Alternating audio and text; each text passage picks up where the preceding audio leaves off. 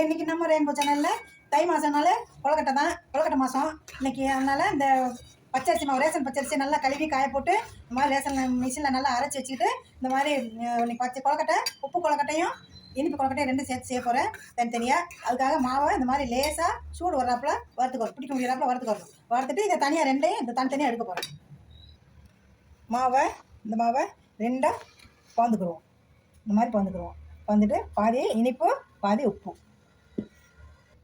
உப்பு காண்டி உப்பு போடுவோம். இந்த உப்பு, அப்புறம் தேங்காய் துருவல், கடலைப்பருப்பு பொறுத்துருக்கு, உளுந்த பருப்பு பொறுத்துருக்கு, வெங்காயம், பச்சை மிளகா, கொஞ்சம் இஞ்சி, கருவேப்பிலை, இது தாளிச்சு இப்போ இதெல்லாம் எல்லாம் சேர்த்து இதில் உப்பு பண்ணி எடுத்து உப்பு கொழுக்கட்டைக்காண்டி இதில் போட்டு பிசைய போகிறோம். இப்போது உப்பு கொழுக்கட்டைக்காண்டி இந்த மாதிரி பிசைஞ்சு வச்சாச்சு. இதை உருண்டை பிடிக்கணும். இந்த மாதிரி உருண்டை உப்பு கொழுக்கட்டைக்கு உருண்டை உருட்டியாச்சு. இப்போ இனிப்பு கொழுக்கட்டைக்கு பார்க்க போகிறோம். இனிப்பு கொழுக்கட்டைக்கு என்னென்னா, வெல்லம் ஒரு 50 கிராம், 100 கிராம் வெல்லம், இந்த கடலைப்பருப்பு, நிலக்கடலைப்பருப்பு வறுத்தது, தேங்காய் துருவல், ஒரு 2 ஏலக்காய் போட்டு துருவி வச்சுருக்கேன். இதெல்லாம் சேர்த்து போடுவோம்.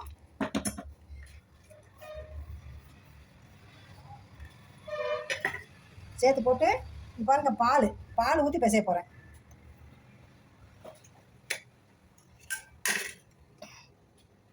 இதை நல்லா இதை நல்லா கலந்துட்டு அதுக்கு முன்னாடி பிசைய போகிறேன். இப்போ இதை பால் ஊற்றி பிசைய போகிறேன்.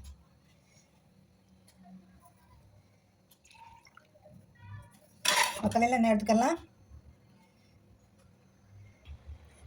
இந்த மாதிரி தனித்தனியாக இது இனிப்பு, இது உப்பு செஞ்சு வச்சுக்கிட்டேன். இப்போ நம்ம தண்ணி காய வச்சுருக்குறேன். இங்கே தண்ணி காயுது. இப்போ நம்ம இதில் இந்த இட்லி பாத்திரத்துலேயோ இல்லை இடியாப்பம் தட்டுலையோ வச்சு அடுக்கி வேக வைக்க போகிறோம்.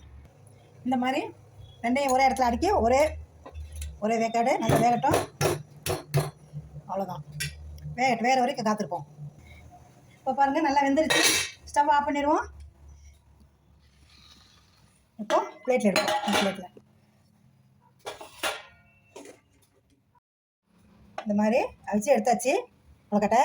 இது 2 நாளைக்கு நல்லா இருக்கும். ஏன்னா ஸ்டீம் பாயில்னால இது நல்லா இருக்கும்.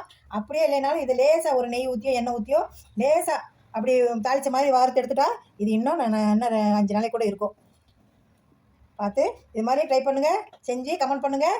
தேங்க்யூ ஃபார் வாட்சிங் வீடியோ.